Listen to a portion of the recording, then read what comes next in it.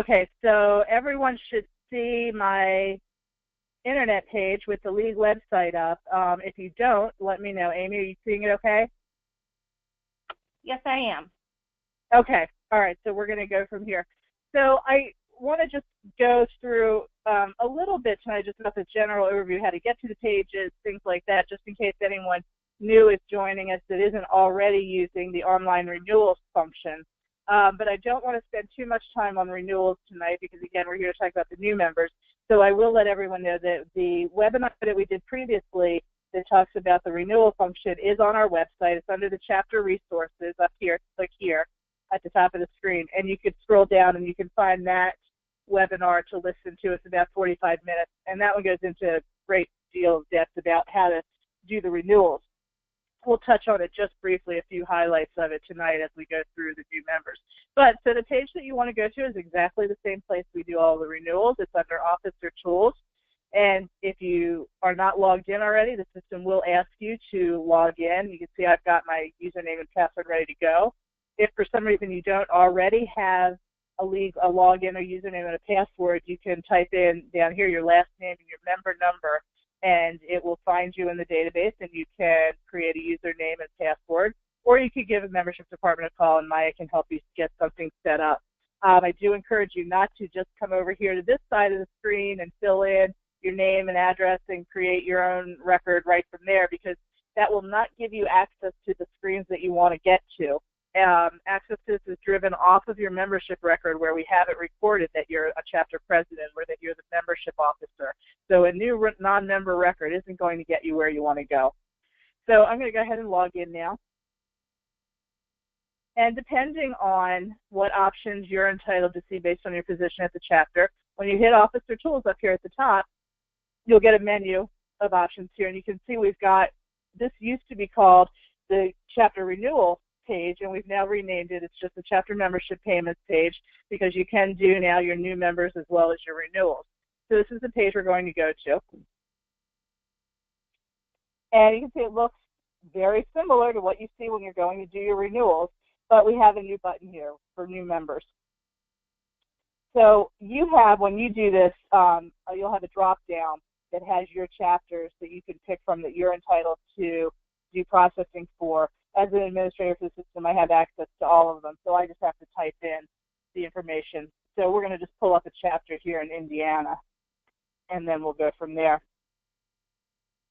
Oops, looks like I have something in progress. Okay, let me do that again, sorry. I was testing a little earlier. Okay, so again, the screen looks very similar to what you're already used to seeing. You have the option of which renewal year that you may be wanting to do renewals for. The new member program allows you to integrate your new members with your renewals all in one batch. You don't have to do separate batches. You can pay for it all together, one tally sheet. The only thing you do still have to split out, though, is your actual renewals themselves. You need to pick one year or the other that you're doing. And we do still have people this late in the year that are still paying for their 2017 membership year. So until January, you will see that option to pick the 2017 option. And what happens if you change it, it gives you the different list of names down on the left-hand panel of who you're entitled to pull into a batch.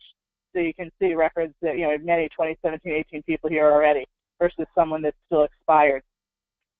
So again, pick your renewal year. If you're only doing new members, it doesn't matter in the least, and you can just ignore that function. But I want to show you a mixed batch, so I've selected 2017. And I'm going to just pick some people. I'm going to bring a couple of renewals over into the batch. So now I've got two people in my batch already, two renewals. And then I also want to do some new members.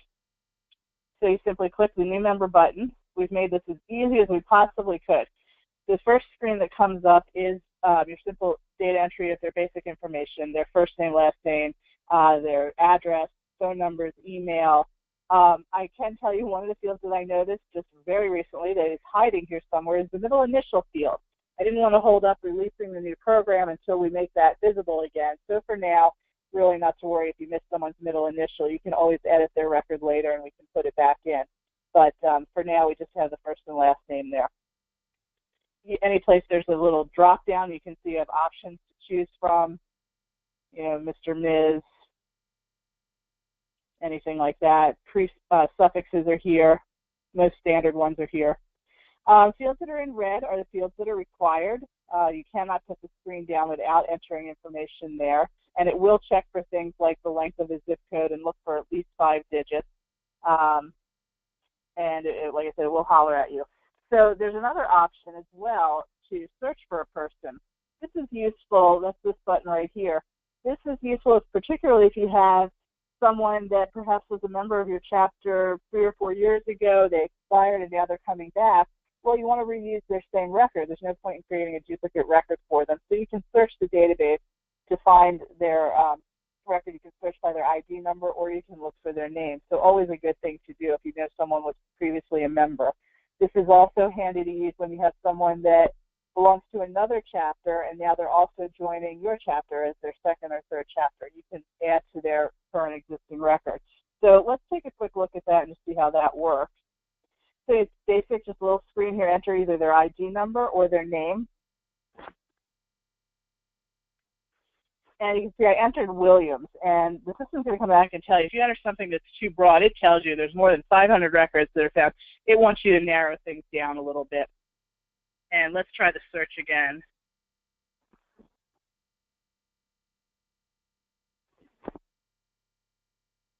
Okay, so I was looking for an Adam Lulinski, and you can see I found a John, but that's clearly not him. So we're going to close out of this, and I'll go back to entering his information again.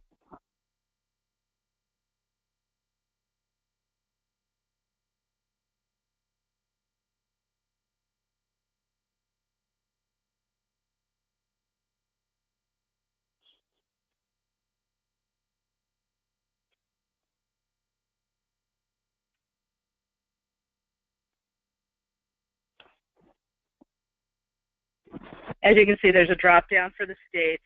And as I was saying, I think I was in the middle of saying that do use proper punctuation on everything, periods, commas, capitalization. Phone numbers. Enter the numbers just one digit right after the other, the way I've just done, and the system will format the number in the correct way for our program when it saves the record. Okay, so I've entered all the basic information about this person, all the non-financial related things, and then I'm going to say next.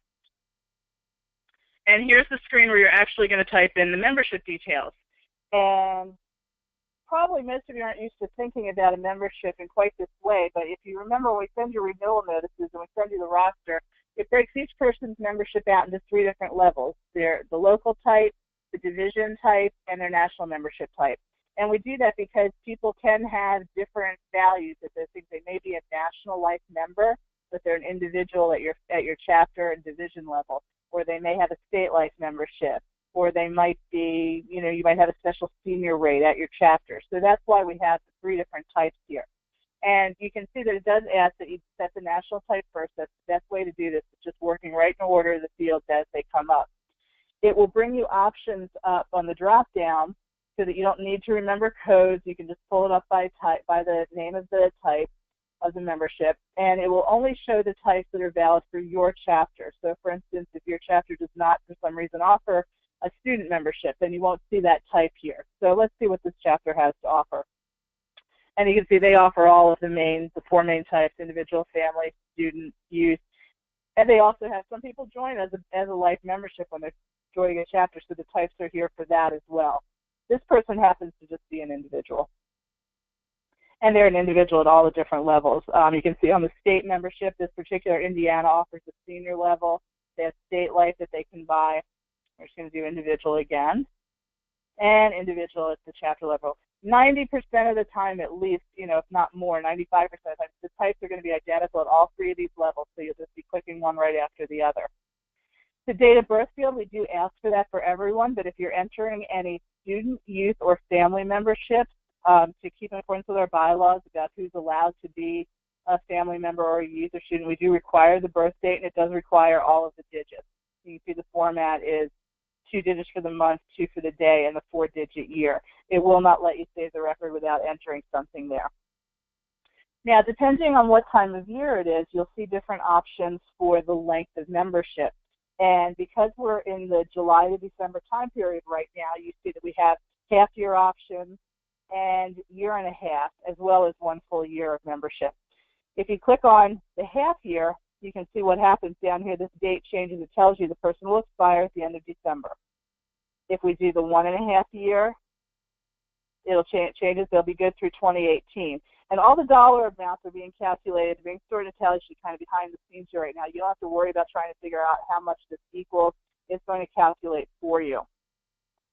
When you click on full year, at this time of year, because we do still have people that chapters have collected money, in July or August through September and haven't submitted it to us yet, and they are truly 2017 members, they have the option to click the 2017 year here to be active until the end of the year. Most people right now, are joining for 2018. That's the default that will come up. Obviously, you're on your honor to pick the correct year here. We can't police this and just ask everyone to be honest with us about what year someone's paying for. I'll put this through as a full year paying for into 2018, where they're taking advantage of our option to get the last month or two of the year free. Let's see. Let's go ahead and save this one, and then we'll do a different type of record. So now you can see I have a little bit more showing here now. So here's our brand new person. You can tell the difference between a new member and a renewal in your batch, because the new member has the status pending showing, and there's also an X here to remove them. If you've made a mistake, and let's say you just totally typed the wrong person, this person really hasn't joined yet, or you got their type wrong, whatever might have happened, you can click the X to delete their membership, and you can start fresh with another record. The renewals, if you've pulled somebody in that doesn't belong, you can simply drag and drop them back to the other side of your screen. The edit buttons are here, the same as we have for other records, where you can change the type if you've made a mistake. All of that works just the same as it does on renewals. Let's do another type of a new member. I pre-populated the system with some records so that you didn't have to sit watching me type name after name. So this time I'm going to try pulling somebody up right by their member number that I already put in the system. I entered their name and address already. And this is how it would work if you have someone that's a previous member of the chapter. They'll come up, you can verify their address. And it pre-populates all of this for you so that, their phone number's here, their email's already here. You don't do anything other than click next to go right to the membership information. And let's do this person happens to be a family. So let's add their family type. And if I try to say next, you can see it does tell you once the date of birth up here. Let's go back and fill that in.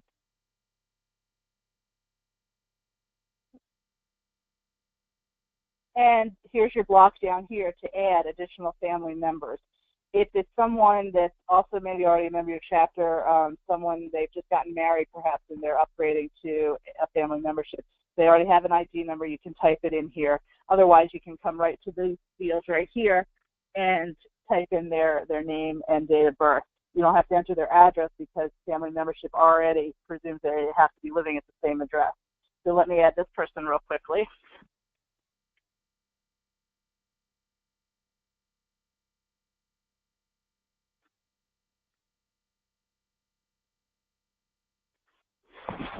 And we can then click, let's perhaps they have minor age children that you want to add to the membership.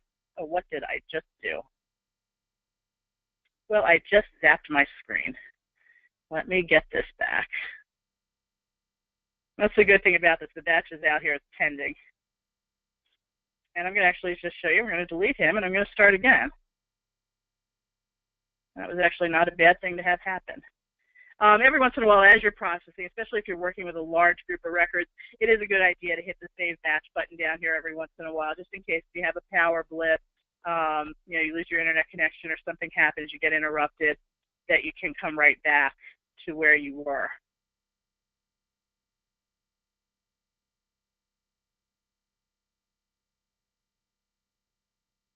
Okay, so we had a family member, and we were adding the other family. Put his birth date back in.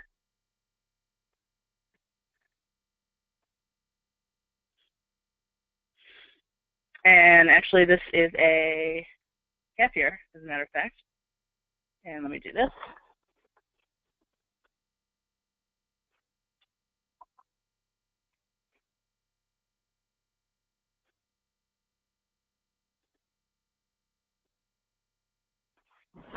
Okay, so what I was showing you here is that you have the option. Let's say you made a mistake, and oh, that's not who you wanted to add to this person's record. You could remove this person, or you could click here, and it gives you then another screen to enter additional names. You have, like I said, they have minor children.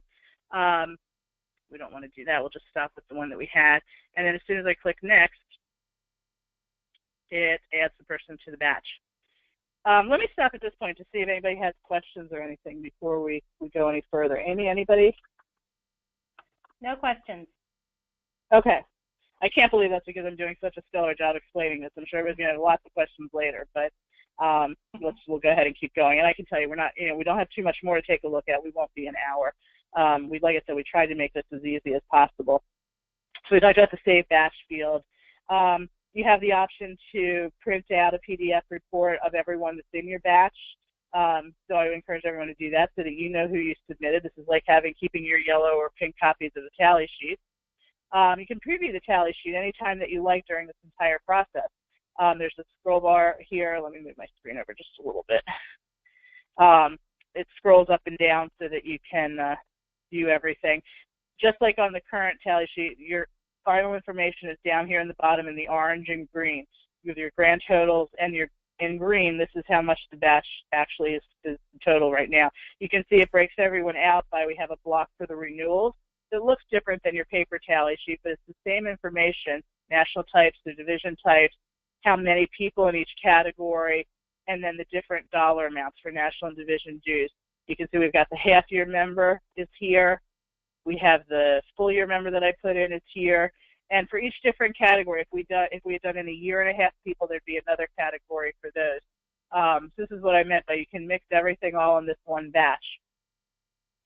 And we can close this window. Like I said, you can print this at any point, close this. And then when you're ready to send this along to us, you have the options to submit the batch. It does show you the tally sheet again, gives you a chance to print it, which again, we recommend everybody do. Keep this for your records. And when you're ready to submit it, this first button, just as a reminder to everyone, is to submit the batch when you're planning on sending us the tally sheet in the mail with a check. You'll print out 2 copies of the tally sheet and keep one for yourself, send one to us with your check payment. The button next to it is to submit your batch and pay us right away with the PayPal option. That guarantees you that you move right to the head of the queue no matter what kind of a backlog we have. These are the very first batches that get processed the very next morning as soon as we see them, and those cards go right back out in the mail to you. Other batches will be pending, and we'll send the cards the second that we get the check in the mail, but there's often some kind of a delay there while your treasurer is sending that to us. I'm not actually going to submit this one because there's still some more people to add to it. I'll finish it up later. What else did I want to show you on these screens? Help screens. I sent everyone a packet of help screens with your renewal packages, and it has a lot of details, explains all the different fields for you, all the things we've just covered tonight, reminders about what to click when. Those screens have been updated ever so slightly, and the newest versions will be here. You can click, there should be a help button on each page throughout the process. You can click on that, and the help screen should come up. It's probably hiding behind the tally sheet. Well, it's possible that our programmers didn't get them up. Here it is, member help. And you can enlarge this so you can read it. And there's, like I said, there's a different screen depending on which page you're on, and it'll have the important information about all the details and what all the different buttons mean. So I would encourage everyone to take a look at these. We are recording the webinar. We'll be posting this out there for your future reference. The screen right now is not active if you go to our website. We've actually disabled it for the evening while we make the transition to the new programs. We'll be doing that as soon as we finish this session. We'll be finishing the move of everything later tonight. So hopefully, if all goes well, tomorrow morning you should be able to log back in and get started. If for any reason there's a problem, you'll see a message up there, but I don't anticipate it will be loading. Like I said, we'll be loading files the rest of the night. Let me close the help screen. I can't think of anything else to tell you. Mary, we have some questions. Sure, okay. Okay. So how would you add a new family member to an existing member? Okay, so adding someone to an existing membership, if they are, all right, well, actually this is a question back to the person, but it depends on whether or not they're renewing the membership. Let's say they're a regular member right now and it's renewal time and they're coming in as a family member. What you would do, and I'll give 2 different answers here. So for instance, let's say this person that I pulled over as a renewal, he shows that he's an RG, an individual. I would click on his record and I would change his type to family, and then you see it comes up with the blocks to add in the name of the other person. Now, if the other scenario is that the person's already a current member, they've paid for this year, perhaps they've already paid for next year, and they're only doing the upgrade, that you'll still need to submit to us right now in paper format because we've not quite added the functionality for that yet. It's in the works. We'll be adding that soon, but we didn't want to hold up the entire new member function just to have what we call the upgrade feature in place. So that's something that's still coming.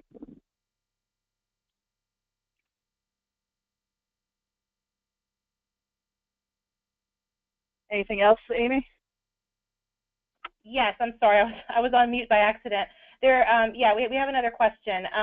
Currently, there's a chapter that does not require a date of birth for an adult, such as a spouse. Would you be able to add the second name without a date of birth?